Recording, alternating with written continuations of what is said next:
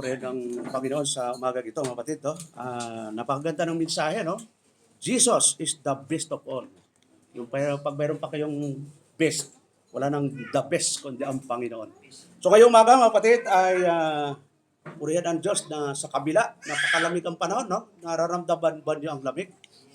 Yun, huwag lang kayong manlamig sa spiritual, okay lang yung malamig ang panahon.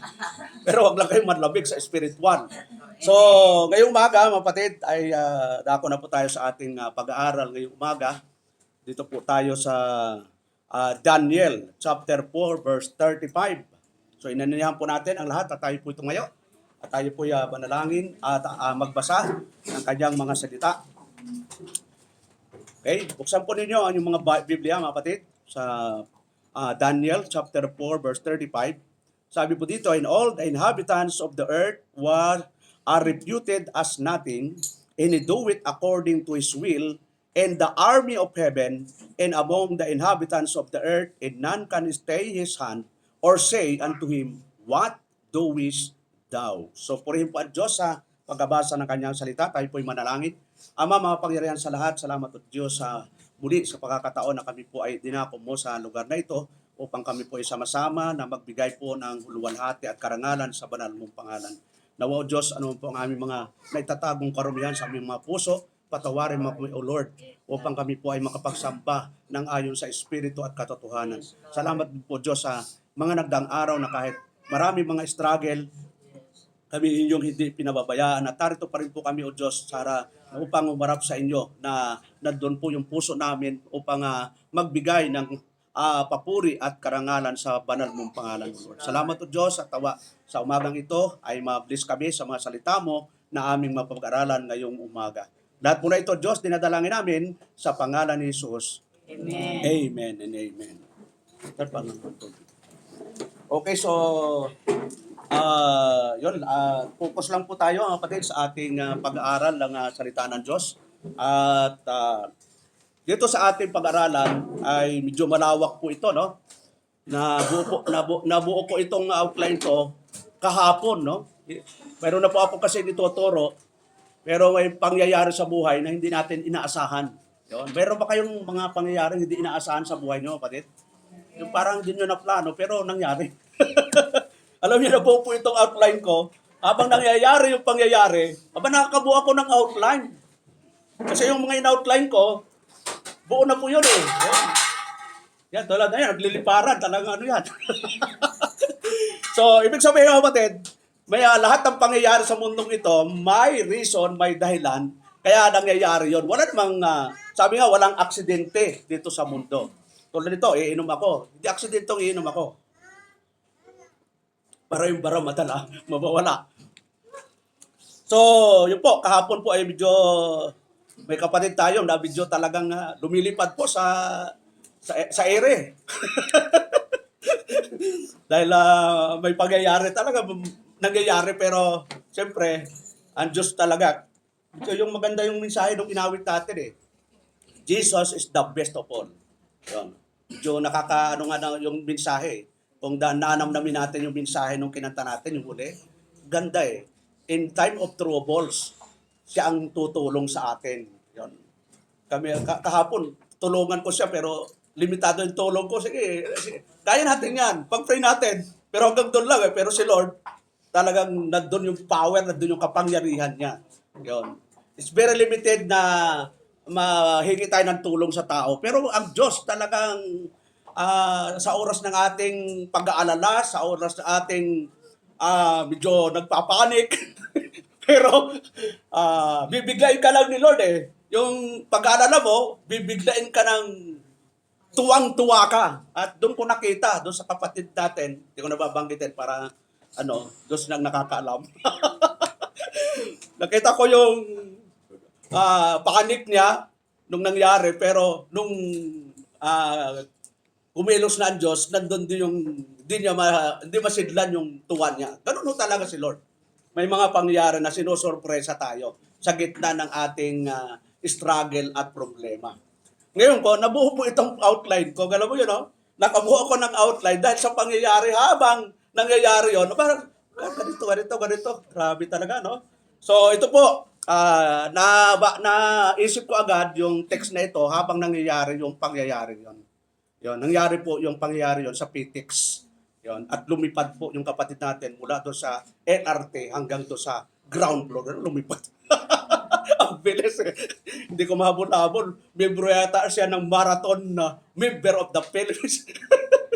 Eh, mabilis na po akong tumakbo pero grabe. Talaga, pati mga nadadaanan para excuse me po. Para si Mike Enriquez eh. So, doon ko nakita na talagang lahat ng pangyayari sa mundong ito ay may reason. Yun. Wala hong pangyayari dito sa mundo na alat samba o aksidente. Wala aksidente sa atin mga kapatid. So, ngayon pag-aralan po natin yung tinatawag na the providence of God. So, lista po kayo. Yun, ito, napakagandang teaching na ito. Kahit po ulit-ulitin nyo, magbibigay ito sa inyo ng kalakasang spiritual.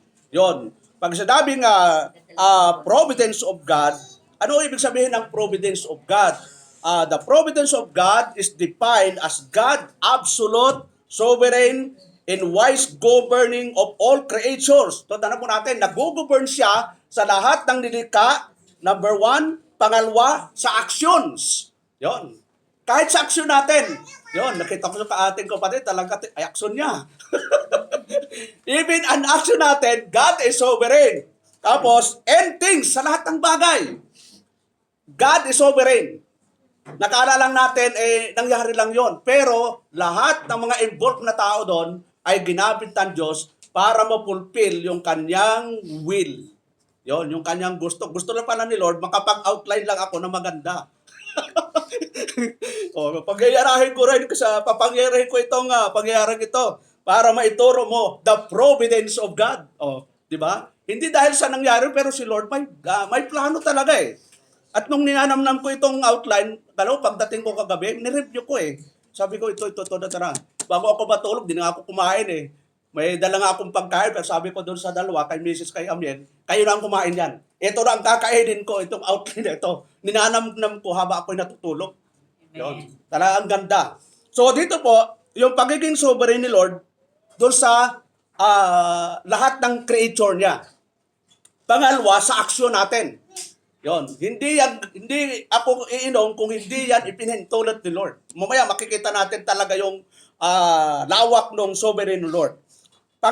Sunod, from the greatest to the least to fulfill His own eternal purposes and bring glory to His name. Kaya pala pinangyayari ng Diyos, lahat ng mga bagay ay para din sa kaluwarhatian niya. Hindi para matuwa tayo. At hindi ho nakakatuwa yung nangyari kahapon. Nakakalungkot, nakakaiyak, at parang nawalan ho ng nilalarawan ko. Tinitingnan ko yung ating kapatid, talagang parang siya eh. Pero siya natural ho kahit sa akin eh, di ba? Kahit sa sino. Dahil ang nawala sa kanya ay cellphone na nagkakalaga ng 8,000. 8,000 ba yun? 80,000 yata yun, no? O hindi, kahit ako nga, mawalan kahit 1,500 na cellphone, video na ako, nagpapanik, kasi yun lang ang cellphone mo, di ba? So, ganun ho talaga mga kapatid. May mga pangyayari sa buhay na pinangyayari ng Diyos para makita natin yung aral kung bakit nangyari doon. Unang aral doon, huwag ilalagay kung saan-saan ang cellphone. Pangalawa, magdala kayo ng bag, tapos ilock nyo, magdala kayo ng lock. Yun. Yung cellphone kasi nailagay niya doon sa pintuan ng CR doon sa PTX eh. Tapos paglabas, nakalimutan.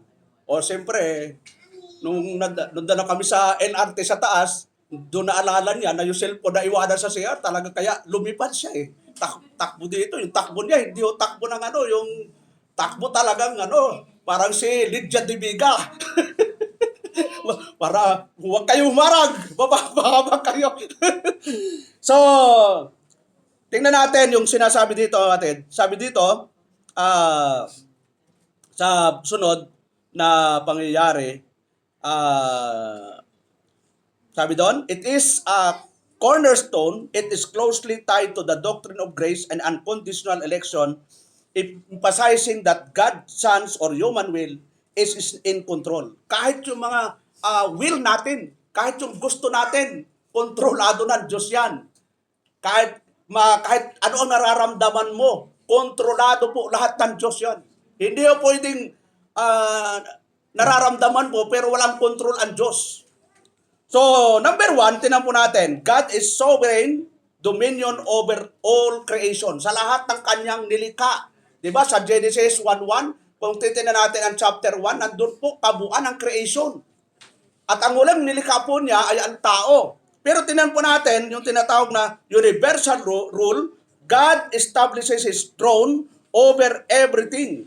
Sabi sa Psalms 103, verse 19, the Lord had prepared His throne and the heavens, and His kingdom ruleth over all. Yun, alam mo yun, no? Sa Tagalog, itinatag ng Panginoon ang kanyang luklukan sa mga langit at ang kanyang kaharian ay nagpupuno sa lahat. So wala ho siyang hindi pinamumunuan. Lahat ho ng kanyang nililika, siya ang pinuno.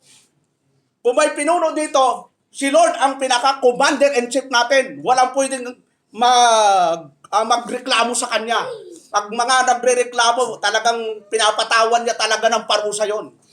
So, ano po? Yung tinatawag na active preservation. Sabi po sa Hebrew chapter 1 verse 3, who being the brightness of His glory and the express image of His person, and upholding all things by the word of His power, when He had them by Himself purged our sins, sat down on the right hand of the Majesty on high. Sa Tagalog, palibhasa siyang sinag ng kanyang kaluwalhatian at tunay na larawan ng kanyang pagka-Diyos at umaalalay. Alam mo, tingnan po natin yung word na umaalalay ng lahat ng mga bagay. Siya ang umaalalay, mga kapatid. Amen. Nararamdaman ba niyo na, mga kapatid, na ang Diyos ang umaalalay sa atin? Amen. Ang sabi po ng talata, dito sa bahagi ito, sa Tagalog, palibhasa isang sinag ng kanyang kaluluwa, tunay na larawan ng kanyang pagka-Diyos at umaalalay ng lahat ng mga bagay.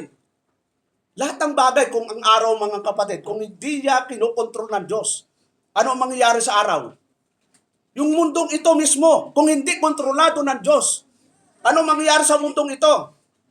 Wala na, kanya-kanya. Ilan ba ang planeta na pag-aaralan ng mga estudyante? O mga estudyante, lahat tayo nag-estudyante, ilan ba ang planeta? Brother Josh? Dati, 9 planets, ngayon 8 na lang. Inalis na lang yung Pluto kasi napakalamig na raw. Pero ilan man ang planeta niyan, kontrolado lahat yan ng Panginoon. Ay di ba yung star, sabi ng science, galaxy is the vast group of million stars. Kung ang galaxy ay binubuo ng million stars, sino ang nagpo-control yan? Ba't hindi nagbabanggaan?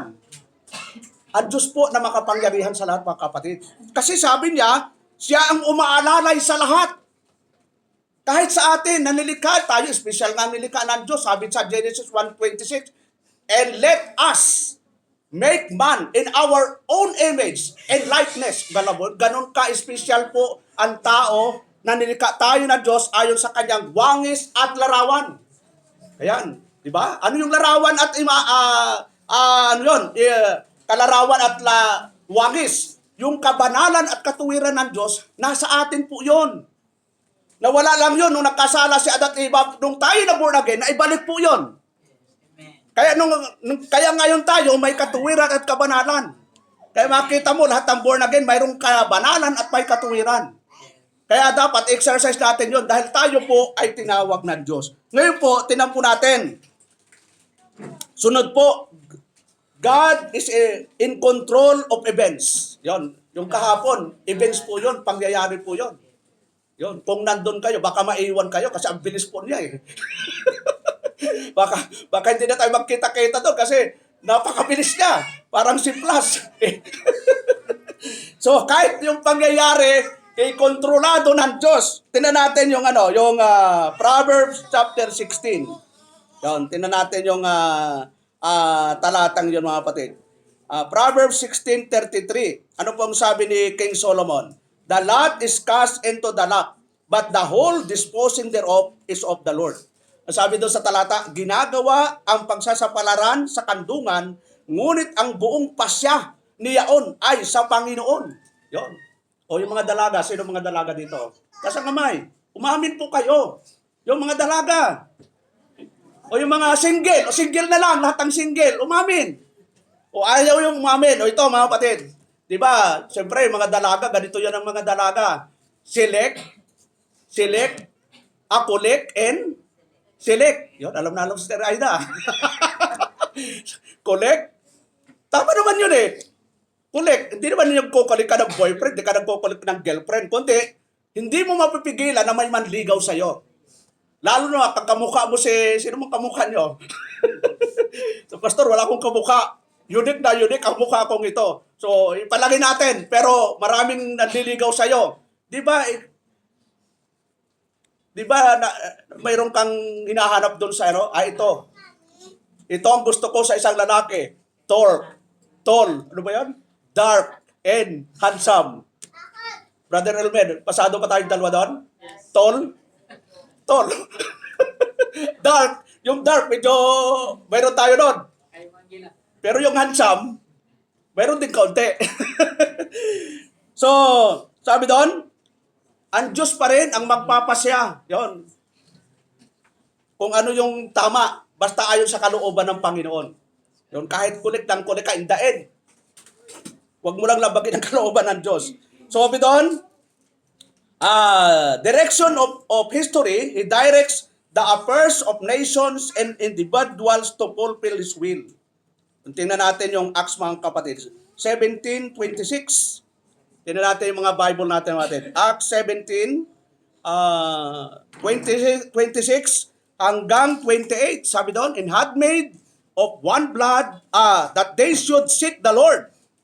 It haply they might feel after him and find him, though he be not far from every one of us, upang kalang hanapin ang Diyos, baka sakaling maapuhak nila siya at siya'y masumpungan, bagamat hindi siya malayo sa bawat isa sa atin. Napakagandang verse, mga kapatid. Minsan tayo lang ang lumalayo sa Diyos, pero ang realidad ho, malapit po sa atin ang Diyos. Di ba sabi ng Panginoon, hindi kita iiwanan, hindi kita pababayaan. Kahapon, naramdaman namin yung mga kapatid, na talagang ang Diyos hindi nagpabaya. Pwede namang wala na yun, kasi sa dami nung nag-CR doon sa comfort room. Siguro na-comfort talaga yung cellphone. Ang gandang cellphone.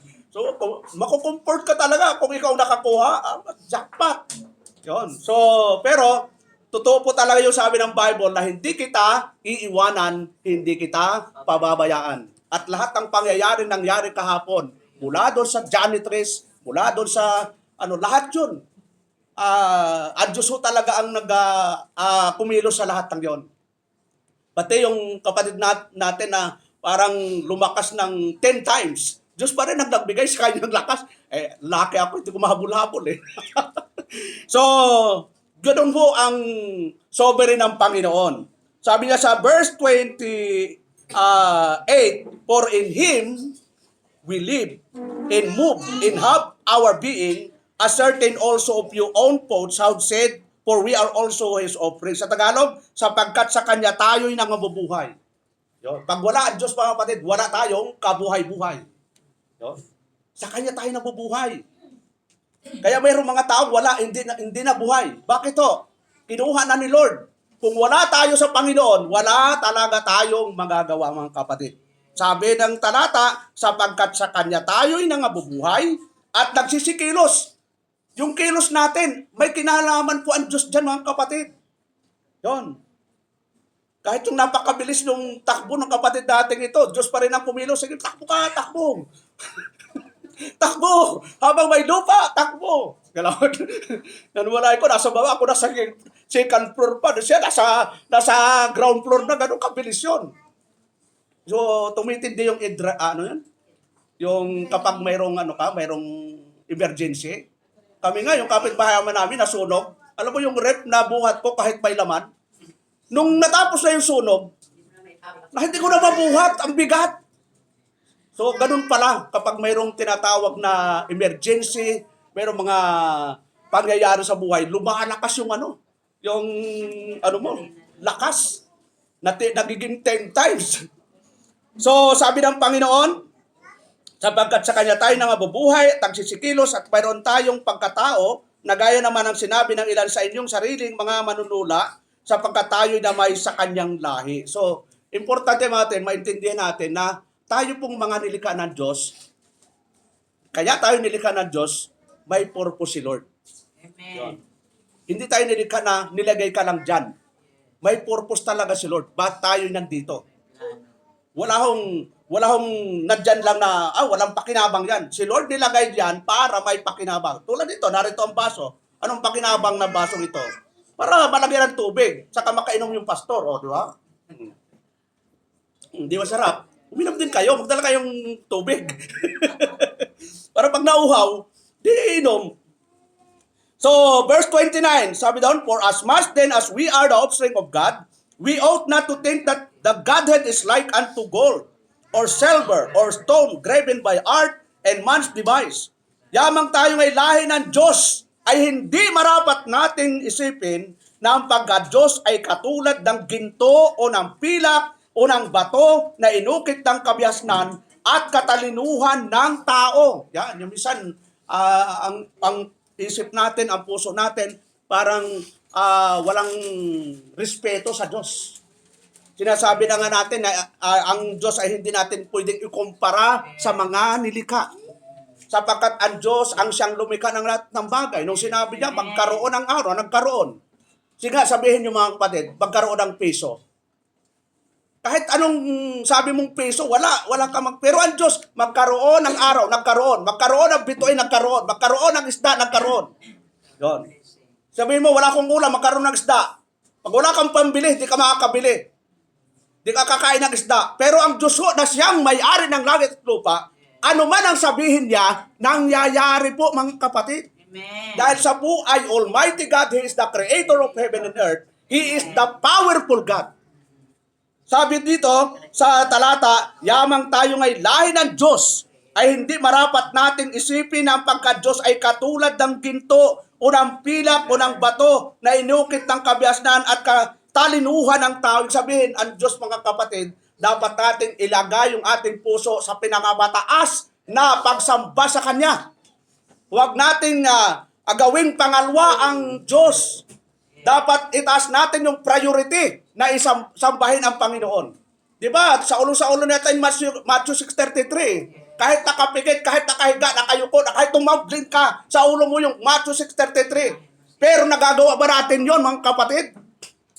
O sige, sabay-sabay tayo, walang tinginan. Pag tumingin kayo, may penalty. Matthew chapter 6, verse 33. O kayo na lang.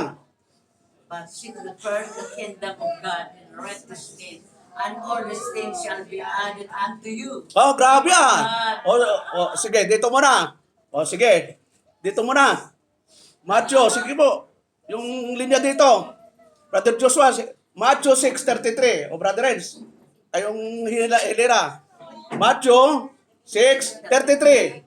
Seek first the kingdom of God, His righteousness, and His all these things shall be added unto you. Ayun, dito naman. Marami kayo, kailan malakas. Matthew 6:23. Seek ye first the kingdom of God and His righteousness, and all those things shall be added unto you. O yung nasa huli, 4 kayo. So yun po, napakagandang verse yun mga kapatid, no? But seek you first the kingdom of God and His righteousness, and all these things shall be added unto you. Yes. Ano yung sinasabi doon? Ano yung priority natin? Unahin natin The siya. kingdom of God. What is the kingdom of God? The extension of the kingdom of God is His church. Yung iglesia ng Panginoon. Ito po yun, church. Ang church po, hindi building. May mga church, di ba? May mga grupo na ang church daw, building. Hindi po. Ang church, pag inugat natin sa Greek, from the word ecclesia sa Greek, na ibig sabihin to call out once, mga tinawag. Tayo po yun. Mga tinawag, from darkness to light. So, makita natin, priority natin, kingdom of God, and the pattern. What is the pattern? Yung ating pagsunod sa Diyos, His righteousness, yung kanyang katuwiran. Yun po, ito yung mga Bible natin. Sino may Bible? Taas ang kamay. Sinong taas ang kamay ng mga may Biblia? At yun, ito po, Biblia po yan, oh. Oh. Sino may gusto nitong malaki? Taas ang kamay. Sino may gusto? Yung malaki. Pag gusto nyo, bumili kayo. Hindi mo kasi hindi pwede bigay ka sa akin ito ni Pastor Ronald. Yun, siyempre, mamahalin ko ito. Wala na nga siya. Winala ko pa yung binigay niya. Di ba? Pag mahal natin yung nagbigay, iingatan natin yung ibinigay. Ang tanong, may binigay ba sa inyo yung mahal nyo? Nasaan na? Pastor, sinanla ko. Kasi wala kaming pagbigas, kaya sinangla namin. Yung binigay sa akin. So, punta tayo doon sa mga kapatid. Na parang introduction lang po yan. So, sabi doon, the nature of God's providence. Yan, punta tayo sa nature. Active, sovereign, not mere permission. God is not a passive observer. Ang Diyos hindi po nag-oobserba lang. Natitingnan ka lang. Ano kayang gagawin ni Brother Elmer? Ano kayang gagawin ni Steve Janice? Hindi po siya nag-oobserba lang. Kasama po natin siya sa aksyon natin. Kasama natin siya na kung ano yung gagawin mo. May participation po ang Diyos dyan. Yun. Hindi mo lang nalalaman. Pero ginagayad ka niya kung ano yung talag the best sa atin. Na minsan nasasaktan lang tayo, pero in the end, the best pa rin. Kaya di ba? Jesus is the best of all. Hindi siya magpaplano sa atin ng hindi the best. Yun, the best ho talaga. Kaya ano sabi niya sa Ephesians chapter 1 verse 11, in whom also we have obtained an inheritance, being predestinated according to the purpose of Him who worketh, ito maganda pong verse na ito who worketh all things after the counsel of His own will. All things. Alam mo, who worketh all things. Walang exemption. All things. Sabi doon, tayo rin naman sa Kanya ay ginawang mana na itinalaga na rin niya tayo ng una pa ayon sa pasya niya ang gumagawa ng lahat ng mga bagay ayon sa pasya ng Kanyang kalooban. Pasya pala ng Diyos na mangyari sa atin yon. Hindi pasya mo, hindi pasya ko, pasya ng Diyos. Ang sakit naman, Lord. Ang sakit ng pasya mo, bakit nagkaganon? Di ba? Mga pangyayari minsan sa atin, ang sakit Pero yung pala, pasya ng Diyos, sa siya niya, mayroon siyang divine plan sa mga pangyayaring yon.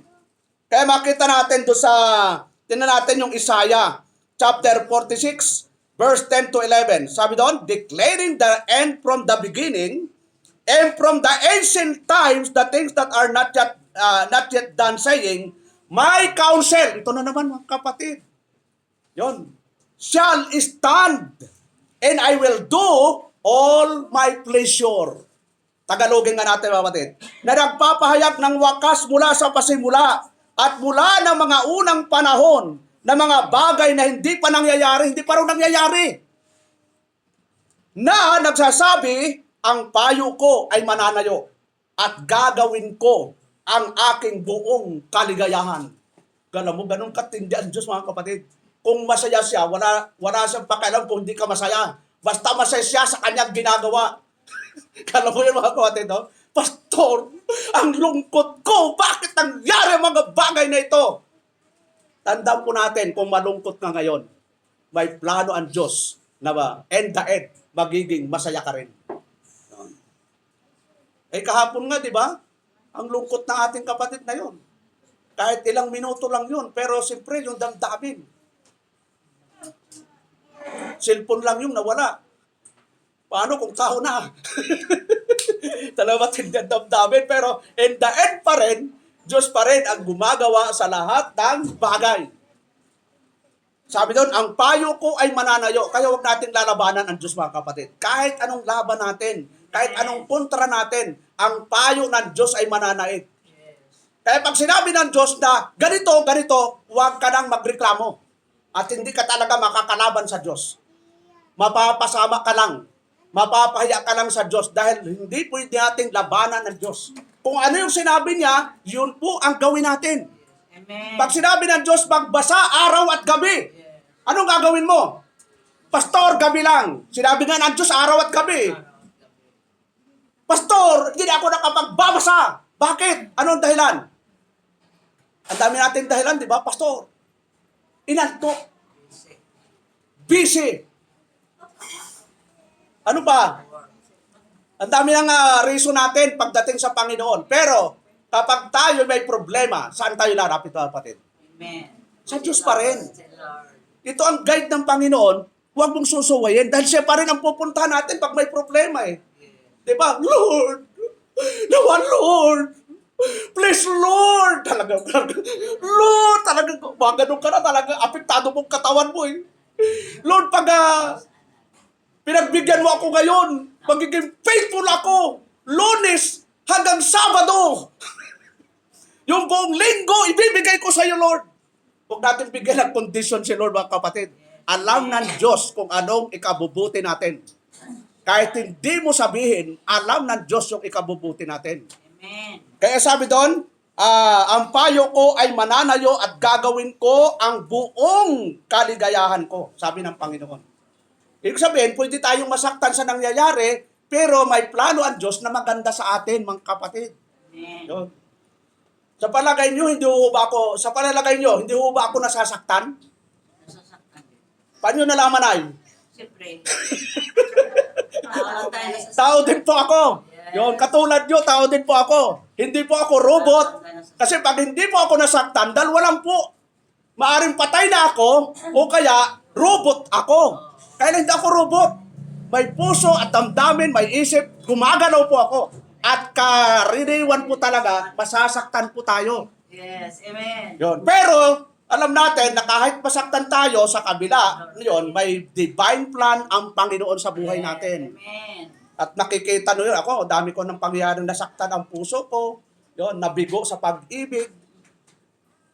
Yun. Ba't tumingin kayo? Ang daming kabiguan na nangyari sa akin eh. Di ba? Alam mo, ang karibal ko, tall, dark and handsome.